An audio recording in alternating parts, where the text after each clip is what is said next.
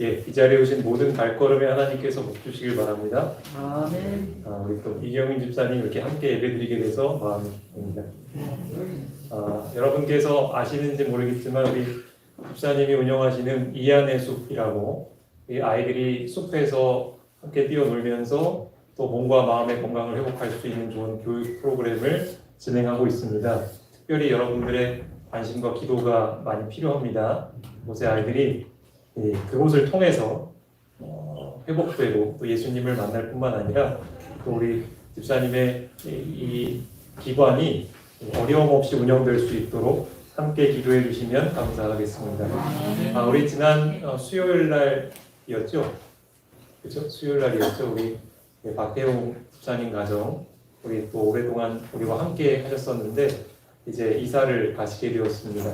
우리 몇몇 분들이 우리 이사를 돕기 위해서 함께 참여해 주신 것에 대해서 굉장히 감사하게 생각을 합니다.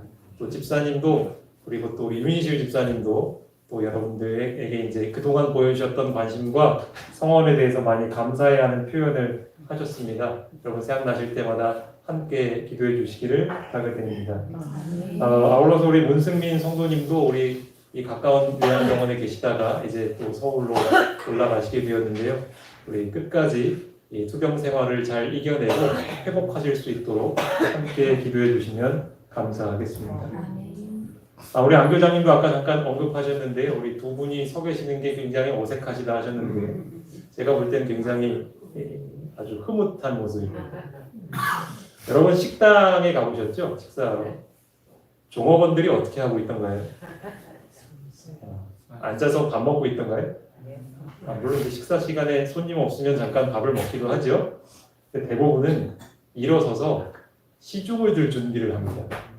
그래서 손님이 원하면 반찬도 갖다 주기도 하고 안내를 해주기도 하고 추가 주문을 받기도 합니다. 여러분 교회 예배 때도 그런 사람들이 필요할까요? 그 역할을 하시는 분이 누굴까요? 시무장로. 그렇죠. 시무 장로님과 시무 집사님들이 원래 하셔야 할 일입니다. 우리 아무쪼록 두 분뿐만 아니라 이제 달마다 우리 장로님 집사님들께서 일을 위해서 수고해주고 계십니다. 여러분 감사함을 느끼시면서 그분들이 그 역할을 잘 감당하실 수 있도록 기도해 주시면 감사하겠습니다. 제가 예배에 대해서 함께 말씀을 나누고 있는데요. 우리 4월 19일에 드렸던 말씀을 잠깐 복습을 하고 오늘 이어지는 내용을 말씀드리겠습니다. 그 시간의 제목은 왜 비가 내리지 않았던 것일까입니다. 지금 오늘 우리가 비가 내리고 있는데 그 당시에는 왜 비가 내리지 않았던 것일까? 하나님은 엘리야를 통해서 이스라엘에 비가 내리지 않을 것을 선고하셨습니다. 그 이유는 과연 무엇이었을까요? 아합 왕의 영향을 받아 우상 숭배에 빠진 백성들은 하나님을 더 이상 축복의 근원으로 인정하지 않았습니다. 그들은 바알 신을 비를 내리는 존재로 믿고 있었습니다. 그들이 이 생각을 버리고 하나님을 축복의 근원으로 인정하게 될 때 그쳤던 비가 다시 내리게 될 것이었습니다. 가뭄은 이스라엘 백성들이 돌이킬 수 있도록 허락하신 기회였던 것이죠.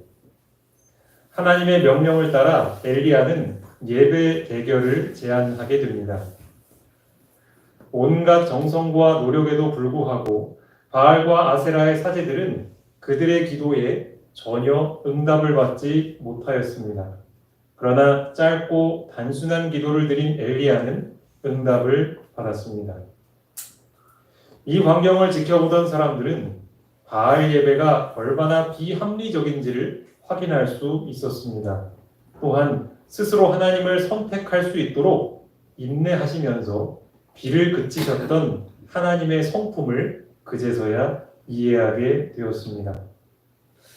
이후 엘리야의 드린 기도를 들으시고 하나님은 그 땅에 비를 내려주십니다. 하나님의 백성 가운데서는 찾아볼 수 없었던 믿음을 한 이방 여인은 가지고 있었습니다. 이 여인은 자신의 필요를 공급해 주시는 분이 바알이 아니라 하나님이심을 믿었습니다. 먹을 것을 달라는 엘리야의 요구에 응답함으로 그녀는 자신의 믿음이 진실하다라는 것을 입증하였습니다. 하나님은 이 여인에게 풍족한 음식으로서 보상해 주십니다. 지금도 엘리야의 때와 마찬가지로 우상 숭배의 시대입니다. 자신을 그리스도인이라고 공언하는 많은 사람들은 하나님 대신에 인간을 높이고 자신의 필요를 얻기 위하여서 하나님 대신에 그들을 찾습니다. 그들은 바울, 베드로, 요한이 가졌던 신앙을 구식이라고 비난하고 철학자와 같은 이들의 의견을 더욱 신뢰합니다. 왜 많은 신자들이 예배 시간을 등한시하게 될까요? 그것은 하나님을 축복을 주시는 분으로 여기지 않기 때문입니다. 만일 우리가 그분을 모든 축복의 근원으로 인정한다면 예배 시간을 더 소중히 여기게 될 것입니다. 그분께 우리의 필요를 구하고 그분이 우리에게 주신 은혜에 감사하기 위해서 예배에 참여하게 될 때에 하나님의 축복은 끊임없이 우리에게 주어질 것입니다. 이것이 지난 시간에 드린 말씀의 요약입니다. 이제 이어지는 내용을 좀 살펴볼 텐데요. 오늘의 제목은 거룩한 예배를 위한 우리의 자세 이렇게 정해 보았습니다. 여러분 장례식장에 가보신 적이 있으십니까? 네. 그 장례식장에서의 규칙이 있나요? 네. 다른 곳에서와는 달리 그곳에서 지켜야 할 규칙들이 있습니다. 예를 들면 어떤 것들이 있을까요? 복장. 네, 복장에 대한 규칙이 있죠. 어떤 복장을 입죠? 갈 때? 검은 이제 어두운 계열의, 검은 계열의 옷을 입습니다. 그 외에도 또 다른 규칙이 있을까요? 노래하지 않습니다. 네. 노래. 노래를 하지 않죠. 찬미 부르는 건 예배 때 가능하지만 기쁨을 표현하는 그런 노래를 하지 않죠. 근데 여러분 우리가 이 아름다운 색깔의 옷을 입고 기쁜 노래를 부르는 건 평상시 때는 아무런 문제가 없죠. 그런데 왜 장례식 때는 이런 규칙을 지켜야 할까요? 네? 목적을 가지고 가요. 예, 목적을 가지고 하니까요. 어떤 목적이 있죠? 위로해주고. 그렇죠. 고인의 죽음을 애도하고 또 가족을 잃은 슬픔을 당한 유족들을 위로하기 위해서 그런 규칙들을 번거롭지만 지키는 것이죠. 마찬가지로 이곳에 교회가 세워져 있고 교회에서는 정기적으로 예배를 드립니다. 그런데 예배는 다른 행사와 같을까요? 다를까요? 네, 달라야 합니다. 달라야 합니다. 오늘은 그 이야기를 드리려고 하는 것입니다. 그곳에도 분명한 의도가 있고 목적이 있는 곳이죠. 겸손하고 믿음 있는 사람에게는 지상에 있는 하나님의 집이 하늘의 문이 된다. 찬양의 노래와 기도와 그리스도의 대표자들이 전하는 말씀은 하늘교회를 위하여 한 백성을 준비시키고자 하나님께서 정하신 방편이다. 왜냐하면 더욱 고상한 그 예배에는 더러운 것이 전혀 개입될 수 없기 때문이다. 우리가 교회에서 하늘나라 이야기는 많이 들었지만 여지껏 하늘나라에 가본 적도 없고 직접 눈으로 본 적도 없습니다. 그렇기 때문에 우리는 하늘의 분위기에 익숙하지가 않습니다. 여러분 하늘나라에서 드리는 예배는 분위기가 어떨지 생각해 보셨습니까? 그곳에 가서도 예배를 드릴까요? 네, 예배를 드립니다. 하늘나라의 예배는 깨끗하고 흠이 없습니다. 그렇기 때문에 우리가 하늘교회의 예배를 드리기 위해서는 준비 과정이 필요하겠습니까? 그렇죠. 이를 위해서 마련하신 것이 바로 이 지상의 교회의 예배입니다. 바꿔 말하면 우리가 이 땅에서의 교회 예배를 통해서 하늘 예배가 어떤 것인지를 배우고 적응하는 것이 이 예배의 목적인 것이죠. 우리를 하나님과 연결시켜주는 귀중하고 신성한 사물들은 우리의 정신과 마음을 붙들어주는 힘을 신속히 잃어버리고 있으며 통속적 사물들의 수준에까지 내려가고 있다. 옛날의 백성들이 거룩한 예배를 통하여 하나님을 만났던 성소에 대한 경외심은 거의 사라져 버렸다. 예, 교회와 관련된 것들을 볼 때에 우리의 마음이 하늘로 향해야 해요.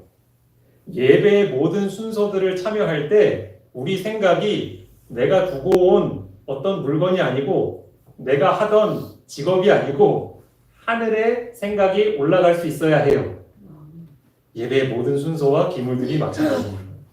우리가 교회에서 노래를 부르고 설교를 하고 기도를 하는 것, 이 모든 순서들은 이 예배에 사용되는 순서들이에요. 이 모든 것들이 우리의 생각을 어디로 향하게 해야 돼요? 하늘로 향하게 해야 해요. 그렇다면 결코 우리의 예배는 일반 다른 행사와는 같지 않아야겠죠. 여러분이 교회 안에 있는 물건들을 좀 가만히 보셨나요? 사실 이 마이크는 교회에서만 쓰는 마이크인가요? 그렇지 않죠. 학교 강당에도 있고 심지어는 노래방에 가도 마이크가 있습니다. 하지만 쓰임새가 다르죠. 제가 지금 서 있는 이 단상을 여러분 보시면 이런 단상은 비슷한 단상은 다른 여느 단체에도 있나요? 강당에도 있어요. 모양과 재질이 다를 뿐.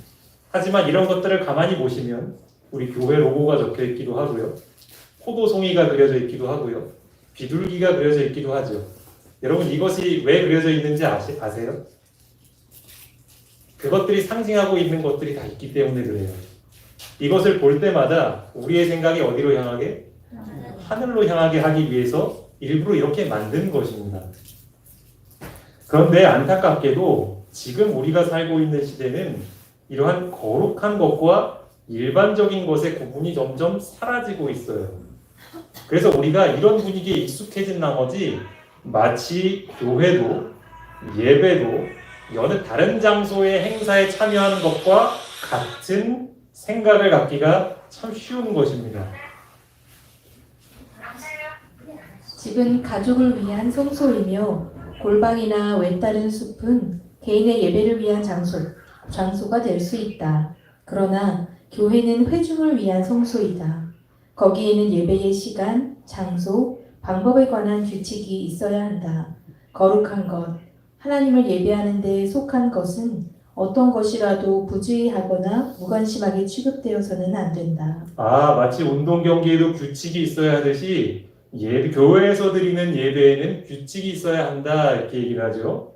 예배 시간에 대한 규칙이 필요하죠. 저희가 예배 시간이 정해져 있죠. 만약에 우리가 드리고 싶을 때 아무 때나 드리면 어떻게 되죠? 그러면 굉장히 난감해지죠. 그렇죠? 질서가 안 맞죠. 그렇죠. 예배 장소에 대한 규칙도 있습니다. 예배 드리는 장소는 어떠해야 한다는 규칙. 또한 예배를 드리는 방법에 있어서도 마찬가지죠. 왜냐하면 교회는 여러 사람이 함께 모여 예배를 드리는 장소이기 때문에 그런 것입니다. 이제 좀 더 자세한 설명을 드리려고 합니다. 예배 드리기 전에 우리가 가져야 할 자세와 태도는 어떠해야 할 것인지를 살펴보겠습니다. 예배자들이 집회 장소에 들어갈 때는 정숙하게 들어가서 조용히 자기 자리에 가서 앉을 것이다. 실내에 난로가 있을 경우에 경솔하고 부주의한 태도로 그 주변에 모여드는 것은 합당하지 않다. 예배 전후를 막론하고 예배를 드리는 집에서는 세속적 이야기, 속삭임, 웃음 등이 허용되어서는 안 된다. 진지하고 적극적인 경건이 예배자들의 특징이 되어야 한다. 실내에 난로가 있을 때는 그 주변에 모여들지 말라 하네요. 그러면 추우면 어떻게 해요? 왜 난로에 가면 안 되죠? 이유가 있나요? 예. 우리가 이 장소에서 굳이 하지 않아도 될 이야기를 하게 되겠죠? 사람이 아주 친한 사람이 옆에 오잖아요. 우리가 늘 같이 예배드리는 교회 활동하는 교인이 옆에 딱 오면 이야기하고 싶잖아요. 얼마나 반가워요. 그렇죠? 안부도 묻고 싶고. 그런데 그것이 예배 전에는 필요하지 않다라는 거예요. 그렇죠? 여기에는 분명히 중요한 이유가 있는 것입니다. 다른 곳에서 다른 상황에서는 얼마든지 대화를 나눌 수 있는 주제의 이야기도 교회 예배 전에는 그것을 삼가라고 이야기하는 거예요. 이거 여기에 분명한 이유가 있는 거예요. 만일 어떤 사람들이 집회가 시작되기 전에 몇 분 동안 기다려야 한다면 그들은 조용히 묵상함으로써 진정한 헌신의 정신을 유지하고 그 예배가 그들 자신의 마음에 특별한 유익이 되고 다른 사람들의 심령의 변화와 확신으로 이끌어달라고 마음속으로 하나님께 기도하고 있어야 한다. 우리는 침착하지 못하고 반성과 기도를 권장하지 않음으로써 하나님과의 즐거운 교제를 많이 상실한다.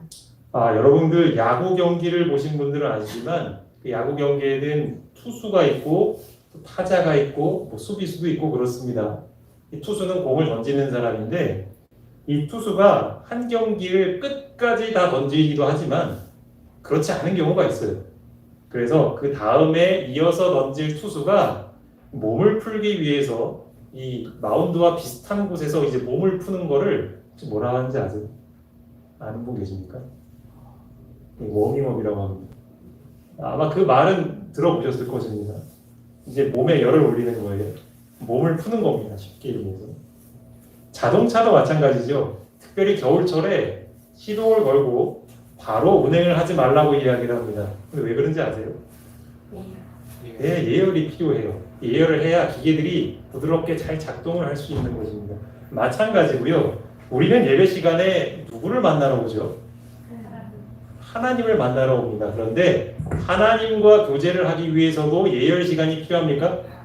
네, 그렇습니다. 왜냐하면 우리가 너무나 바쁘게 살다 보니 우리의 생각이 이 땅의 것에 집중이 되어 있는 거예요. 하늘의 것에 익숙할 시간이 필요한 겁니다. 그렇죠? 바로 이 예배를 기다리는 시간은 그러한 시간이 되어야 한다는 것입니다. 우리의 생각과 마음을 예수님께 향하도록 하는 것이 필요한 것이죠. 나도 그래야 하고 예배에 참여하는 다른 교인들도 그래야 하겠죠. 오늘 예배를 통해 오늘 축복을 하나님 반드시 저에게 주십시오 하고 기도해야겠죠. 그렇죠? 또 오늘 묵상한 말씀을 가만히 생각하거나 내가 외웠던 기억절을 그 시간에 암송함으로 내 생각을 하나님께 향하는 것도 도움이 될 것입니다. 지난 한 주간의 감사한 경험들을 생각하며 하나님의 은혜를 떠올리는 것도 도움이 될 것입니다. 우리가 예배를 통해서 하나님을 만나는 기쁨을 경험하지 못하는 이유에 대해서 이렇게 이야기를 하고 있어요. 그렇죠? 맨 마지막 문장에 이렇게 설명하고 있죠. 우리는 침착하지 못하고 반성과 기도를 권장하지 않기 때문에 하나님과 사귀는 곳에서 오는 기쁨을 잘 누리지 못한다. 이렇게 이야기를 하죠. 저도 이 부분을 준비하면서 참 마음에 많은 반성을 하게 됩니다. 오랜만에 만난 믿음의 형제들의 안부를 묻고 싶고 또 여러 가지 대화하고 싶은 마음은 간절하지만 우리가 예배에 오는 더 중요한 목적을 위해서는 잠시 그것을 참는 것이 필요한 거예요. 그것은 예배가 마친 이후에 해도 관계가 없는 것입니다. 우리가 예배 시간에 오는 가장 중요한 목적은 하나님을 만나고 하나님의 축복을 얻는 것이라는 사실을 잊지 마시기를 바랍니다. 일반 사업 장소에서는 죄가 되지 않을 속삭임과 웃음과 이야기도 하나님이 경배를 받으시는 집에서 허용되어서는 안 된다.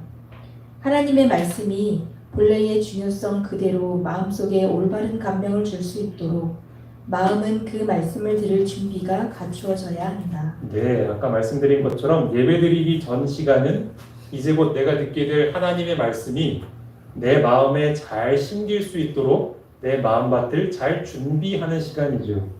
그것이 잘 준비가 되면 단에선 설교자를 통해서 하나님께서 주시는 말씀이 잘 기억이 나고 감동으로 들어올 것입니다. 그런데 그 시간에 내 생각을 자꾸 다른 데로 향하게 된다면 우리는 그 받을 수 있는 축복을 놓치게 되는 것이죠. 오늘 예배 시간을 통해 나는 기어코 하나님을 만날 것이다. 나는 기어코 하나님께 축복을 받을 것이다. 이렇게 뜻을 정하시기 바랍니다. 하나님은 그런 사람들에게 축복하실 것입니다. 이제 예배를 드리는 동안에 어떠한 자세를 가져야 될지에 대해서 살펴보겠습니다. 목사가 들어갈 때는 위험 있고 엄숙한 태도를 갖추어야 한다. 그는 강당 위에 올라가자 즉시 무릎을 꿇고 묵상함으로 하나님의 도움을 열렬하게 구해야 한다. 이런 태도는 얼마나 큰 감명을 줄 것인가. 회중들에게 엄숙함과 경외심이 생기게 될 것이다. 여러분, 우리 순서지를 잘 보시면 순서지가 크게 두 부분으로 순서가 나눠져 있죠. 왼쪽 편에 보시면 안식일 학교가 있고 오른쪽 편에 보면 뭐가 있죠? 설교 예배, 이렇게 안식일 예배가 있죠. 근데 안식일 예배 순서에서 가장 먼저 기록된 게 혹시 뭔지 아세요? 시간? 그거 말고 순서 중에서 가장 먼저 목사. 등단 있죠. 등단 목사. 여러분 이때는 뭐 하는 시간이죠? 네, 일단 등단을 한다라는 것은 이 단상에 무언가가 등장을 한다는 이야기죠, 그렇죠? 예배 순서를 맡은 사람들이 이곳에 등장을 합니다. 그러면 그 외에 나머지 분들은 그때 뭘 해야 될까요? 네, 잘 말씀해 주셨습니다. 지금 언급드린 요 글에는 목사만을 언급하고 있지만 사실 이야기는 등단하시는 모든 순서자들에 해당이 되는 이야기입니다. 그러니까 사회와 기도를 맡으신 이제 주로 장로님들이 하시니까요. 장로님들이 해당이 되시죠. 그때 우리의 태도는 어떠해야 하는가? 내가 사회를 맡았는데, 내가 기도를 맡았는데, 내가 오늘 말씀을 맡았는데 이 일을 하기 위해서는 하나님의 도우심이 정말로 필요하다는 생각으로 마음으로 하나님께 간절히 구해야 하는 거예요. 근데 그렇게 순서에 등장하는 사람들을 보면서 사람들은 어떤 마음을 갖냐면 이 경건한 영향력이 미쳐지는 겁니다. 나도 이대로 그냥 예배를 참여해서는 안 되겠구나. 하나님의 도우심을 간절히 구해야겠구나 라는 마음으로 영향을 미치게 되는 거예요. 이렇게 예배의 거룩한 분위기가 시작이 되는 것이고 그 시작점이 바로 순서를 맡은 사람들의 태도에 의해서 시작이 된다는 것입니다. 하나님을 경외하는 회중들 역시 각각 머리를 숙이고 하나님께서 오셔서 그 집회를 은혜롭게 해주시고 인간의 입술로 선포되는 하나님의 능력, 진리를 능력 있게 해달라고 그와 함께 조용히 기도드리게 될 것이다. 그래서 여러분들은 이 등단자들이 걸어가는 모습을 딱 보고 특별히 반주자가 반주를 시작하면 이제 예배가 시작되는구나. 이 예배의 순서를 맡으신 분들을 위해 내가 기도해야겠구나. 하나님의 은혜가 나에게도 내릴 수 있도록 기도해야겠구나 생각을 하시고 그것을 구하는 일에 집중을 하시는 것입니다. 이것은 그저 반주를 듣고 시간을 흘려보내는 시간이 아닌 것이죠. 기도로서 집회가 시작되면 모든 사람은 거룩하신 분 앞에 무릎을 꿇고 모든 마음은 조용한 헌신으로 하나님께 상달되어야 한다. 그리하면 충성된 예배자들의 기도가 응답되어 말씀을 전하는 일에 효과를 나타냈음이 입증될 것이다. 하나님 집에서 예배드리는 자들의 무기력한 태도는 목회 사업이 더욱 좋은 결실을 거두지 못하는 큰 이유이다. 많은 교우님들이 이 착각을 하고 계신 분들이 참 많이 계신데 이 훌륭한 예배가 되려면 설교자가 설교를 잘 준비해야 한다라고 생각을 하십니다. 맞는 얘기일까요? 틀린 얘기일까요? 맞기도 하고. 그렇죠. 잘 준비해야죠. 당연히 잘 준비해야죠. 그렇죠? 근데 설교자만 잘 준비하면 될까요? 아니요. 아니죠. 우리 사회를 보시는 분도 미리 순서를 쭉 확인하시면서 내가 어떻게 해야 될지를 준비하는 일이 필요하겠죠? 기도하시는 분도 마찬가지로 내가 오늘 이 예배 시간에 특별히 이 예배 시간에 기도하는 기도는 목회 기도입니다. 그래서 우리 교회나 혹은 나라를 위한 기도 제목이 있으면 그것들이 무엇인지를 찾고 그 기도 내용에 포함을 하는 것이 중요합니다. 우리 좀 전에 임성길 장로님 기도해 주셨는데 이 세계의 정세와 나라를 위하여서 기도하셨잖아요. 이러한 내용들이 아주 적절한 기도입니다.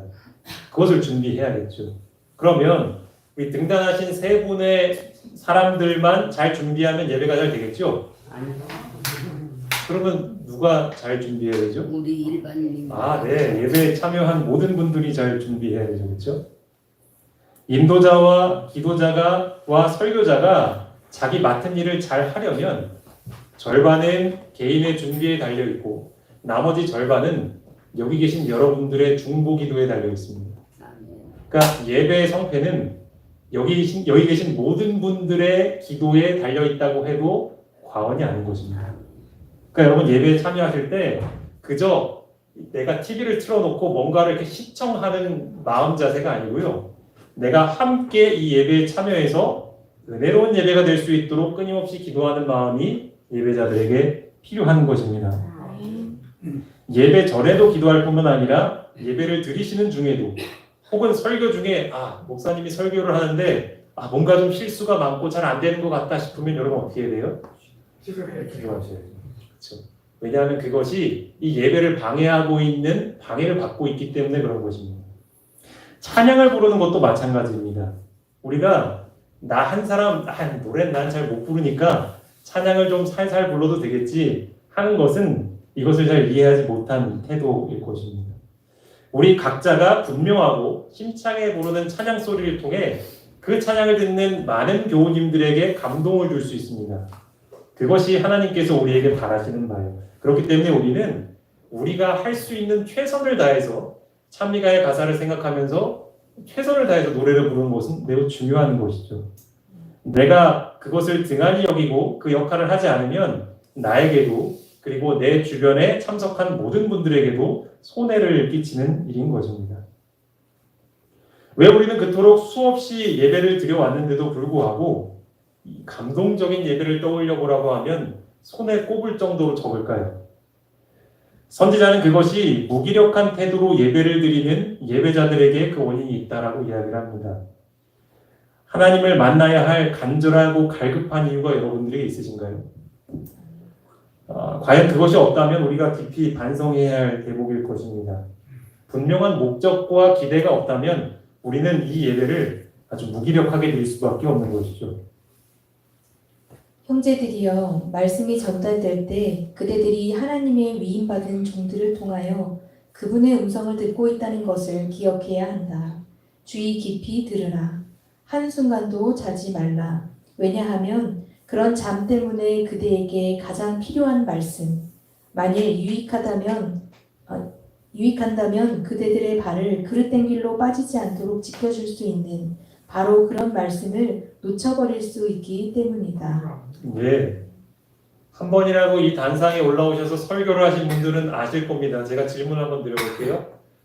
보통 안식일 예배 설교 시간에 깨어있는 분이 많을까요? 조시는 분이 많을까요? 말로 답하지는 마시기 바랍니다. 예, 시험이 될 수 있으니까. 예. 근데 아마 단상에 올라와 보신 분들은 답을 아실 것입니다. 이 말씀 드리기 전에 우리 장소인 집사님이 저한테 오늘 약을 너무 센 걸 드셔가지고 졸 수도 있다고 미리 양해를 구하셨거든요. 제가 이런 피치 못할 사정에 대해서 혼내는 게 아닙니다. 하나님은 다 그런 연약함을 이해하고 계십니다. 하지만 우리 집사님이 말씀을 듣기 위해서 하나님께 능력을 달라고 구하시면 분명히 힘을 주실 거라고 저는 믿습니다. 아멘. 여러분들에게도 그런 뜻을 정하는 일이 있게 되기를 바랍니다. 아멘. 이것은 생각보다 매우 중요한 일입니다. 내가 습관적으로 설교 때에 졸음이 온다고 한다는 것은 어디선가 방해를 받고 있다는 것을 여러분 꼭 기억하셔야 됩니다. 이 예배 때에 꼭 들어야 할 말씀을 듣지 못할 수 있는 아주 위험한 일인 것이죠. 그렇기 때문에 내가 해결할 수 있는 게 있다면 그것을 다 해야 하는 것이죠. 예를 들면 내가 안식일에 잠이 부족하다 하면 전날에는 무조건 일을 접어두고 일찍 자야겠죠. 그렇죠? 그리고 내가 일주일에 너무 힘들게 일하고 피곤해서 그런 거라면 일을 줄이겠다고까지 결심을 할 수 있는 마음자세가 우리에게 필요할 것입니다. 그만큼 하나님의 은혜는요 우리에게 꼭 필요하고 절실한 거예요. 여러분에게 그런 다니엘과 같이 뜻을 정하는 일이 있게 되시길 바랍니다. 사단과 그의 사자들은 감각을 마비 상태로 만들어서 주의와 경고와 책망을 듣지 못하게 하거나 간혹 들을지라도 그 말씀이 마음을 감동시키거나 세계를 변화시키지 못하게 하고자 분주히 활동하고 있다. 때때로 어린아이가 청중들의 주의를 빼앗으므로 귀중한 씨가 좋은 땅에 떨어져 열매를 맺지 못하게 할 수도 있다. 때때로 젊은 남녀들은 하나님의 집과 예배에 대한 경외심이 별로 없으므로 설교하는 동안 계속으로 이야기를 나누게 된다. 네, 우리가 이렇게 앉아서 설교를 듣고 있는 이 시간에도 누군가는 아주 바쁘게 일하고 있습니다. 혹시 누군지 아십니까? 예. 지금 식사 준비를 하고 계신 분이 계십니다. 아주 수고하고 계십니다. 근데 지금 말씀해 주신 것처럼 그보다도 더 바쁜 분이 계십니다. 저분입니다. 저분. 사람과 그의 사자들. 왜 바쁘죠? 뭐 하려고? 못 듣게 하려고요. 그리고 들어도 감동 안 되게 하려고요. 그래서 각자에게 딱 맞는 방법으로 사람들을 넘어뜨리려고 일하고 있습니다. 예를 들면 갑자기 예배 시간, 그리고 평소에 전화도 안 하던 사람이 갑자기 핸드폰에 전화를 해가지고 전화들이 울리거나, 이런 일들은 우연인 것 같지만 다 이런 보이지 않는 배후의 작업들에 의해서 생기는 것이죠. 우리가 예배드리러 올 때 이런 문제들이 생기지 않도록 기도하는 것도 매우 중요합니다. 이것들도 사단이 분주히 일하는 결과이기 때문에 그러한 것입니다. 때로는 예배 시간에 불필요한 대화를 하는 분들도 있고요. 또 요즘은 스마트폰이 이제 널리 보급이 되다 보니 예배 시간에도 그것을 가지고 처음에는 성경절 찾는다고 열었다가 내 관심 있는 뉴스하고 게임하고 이렇게 생각이 이렇게 흘러가는 경우가 심심치 않게 있습니다. 우리가 꼭 필요한 말씀을 듣지 못하게 하려는 사단의 방해가 있다는 사실을 안다면 우리는 마음에 결심을 하고 하나님을 굳게 찾아야 하는 것이 필요한 것이죠. 이제 예배 후에 우리에게 필요한 자세가 무엇인지를 좀 생각해 보겠습니다. 마지막 축도가 끝나면 모든 사람은 마치 그리스도의 화평을 잃어버리기를 두려워하는 것처럼 여전히 정숙해야 한다. 모든 사람은 그들이 하나님의 면전에 있다는 것과 그분의 눈이 그들을 주목하고 있다는 것과 그들이 그분의 가시적 면전에서처럼 행동해야 한다는 것을 느끼고 떠밀거나 큰 소리로 이야기하지 말고 밖으로 나가야 한다. 예, 제가 이전에 드렸던 예수님이 예배에 참여하셨던 것을 한번 생각해 보시기 바랍니다. 예수님은 예배에 참여하셨을 때도 그 예식 하나하나에 집중하고 계셨습니다. 그런데 그분은 그 예식이 끝났을 때 어떻게 하셨죠? 아니요, 사라지지 않으셨어요. 그 자리에 그대로 계셨어요. 사라진 거는 그냥 사람들이 단순히 그 자리를 떠났기 때문이었죠. 그렇죠? 그분이 그 자리에 왜 계셨을까요? 그분은 배가 안 고프셨을까요? 그가 예배를 통해서 깨달았던 깨달음을 잊지 않았어요. 하나님이 그에게 주셨던 그 교훈들을 혹시라도 잊어버릴까 봐 내가 부주의해서, 그래서 그것을 소중히 간직하느라고 그 자리를 뜨지 않으셨던 거예요. 그렇죠? 우리도 그러한 예수님의 모본을 따라야 할 필요가 있는 것이죠. 내가 예배를 통해서 내가 그토록 원하는 마음의 평안과 내 몸의 회복을 경험했어요. 그렇다면 그것을 잃어버리기를 두려워하는 것처럼 소중히 간직을 하고 떠나야 하는 것입니다. 그래서 여기서 이렇게 권면을 하고 있죠. 설교자의 기도가 마치면 반주가 이어집니다. 그리고 나면 어떤 노래가 나오는지 아세요 혹시? 잘 기억 못하시나요? 매주마다 여러분 들으시고 부르시는 노래인데 내 주님 오시리 찬양이 나오죠. 그렇죠? 여러분 그 시간에는 뭐 하는 시간일까요? 함께 찬양. 예, 함께 찬양을 부르는 시간이죠. 그렇죠? 이제 곧 예수님께서 오실 것이라는 사실을 다시 한번 되새기면서 내가 한 주일 동안 예수님께 집중하며 살아야겠다. 예수님 뜻대로 살아야지 하고 마음에 결심하는 시간이잖아요. 근데 여러분 그 시간에 우리가 뭘 제일 많이 할까요? 가방 싸요. 네. 여러분 가방 싸는 것은 잠시 후에 하셔도 괜찮습니다. 우리가 예배 때 받은 은혜를 마음 깊이 간직하고 예수님을 그리면서 이 교회 밖을 떠나는 순간까지도 그것을 소중히 간직하시기 바랍니다. 그리고 여러분 이렇게 나가시면서 인사를 하시죠. 그렇죠? 우리 특별히 등단하셨던 분들이 이제 주로 인사를 많이 하시는데 그때 간단한 인사를 나누시고 그리고 나서 주의해야 할 부분이 또 있죠. 그렇죠? 우리가 예배 전에도 그랬던 것처럼 예배 후에도 필요한 대화가 있다면 어디에서 하는 게 좋을까요? 식당. 네, 교회를 나선 이후에 하시는 것이 훨씬 더 유익한 것이죠. 왜냐하면 이 교회라는 공간은 구별된 공간이니까. 하나님께서 우리를 만나시는 특별한 공간이라고 우리 스스로가 구별을 하지 않으면 이 교회는 우리에게 축복을 가져다 주지 않는 거예요. 그래서 번거롭더라도 우리가 이런 것들을 지킨다면 하나님이 우리에게 은혜를 주실 것입니다. 인사를 하거나 잡담을 하기 위하여 복도에 머물러 서므로 다른 사람들이 지나가지 못하도록 방해해서는 안 된다. 교회의 구내는 거룩한 경외심으로 쌓여져 있어야 한다. 그것은 옛 친구들을 만나고 통속적 생각과 세속적 사업 거래를 이야기하고 소개하는 곳이 되어서는 안 된다. 이런 일은 교회 밖에서 해야 한다. 예, 하나님은 우리가 성도 간의 교제를 하지 않기를 바라시는 게 아닙니다. 단지 하나님께서 우리가 장소와 때를 구분하여 하나님의 것과 또 그렇지 않은 것을 구별하기를 바라시는 것이죠.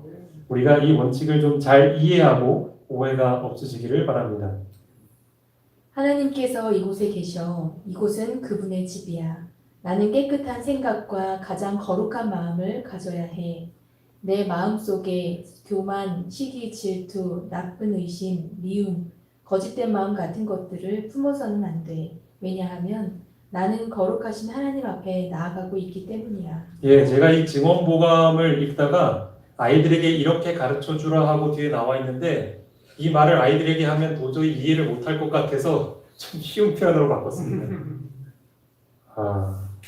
하나님의 집에 나아갈 때 교만, 시기, 질투와 같은 마음을 품지 않도록 거룩하신 하나님 앞에 나가고 있으니까 하나님이 기뻐하시는 마음이 아니잖아요.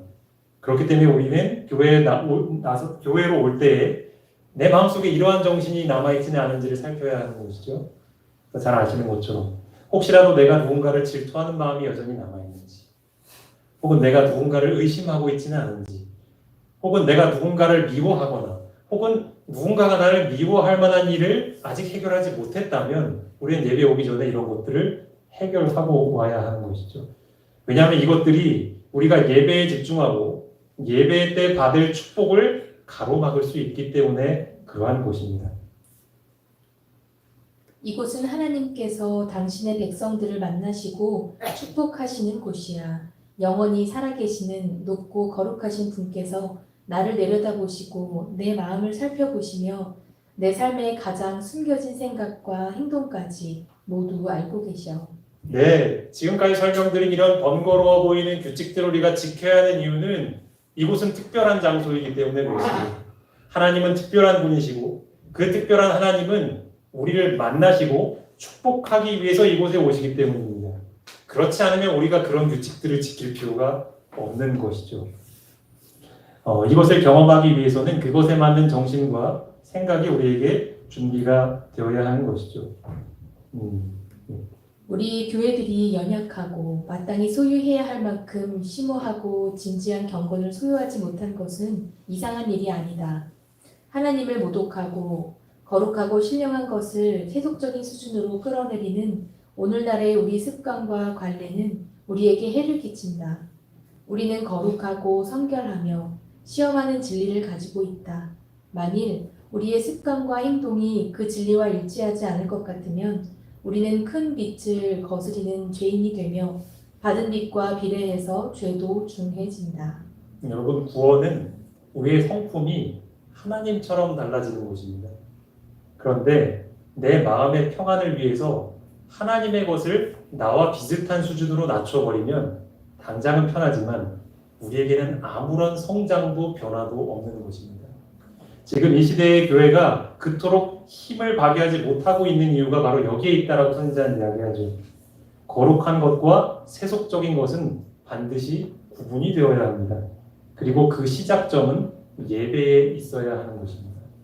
아무쪼록 오늘 드린 말씀을 잘 이해하시고 특별히 성령께서 각자에게 주신 음성을 따라서 결심을 하시고 뜻을 정하시는 우리 모두가 되길 바라며 말씀을 마치겠습니다. 주 예수 그리스도의 은혜와 하나님의 사랑과 성령의 교통하심이 주님께서 우리를 만나시겠다 약속하신 이 예배를 구별하기 위하여 선택하는 모든 성도들에게 풍성히 임하기를 예수 그리스도의 이름으로 기도합니다.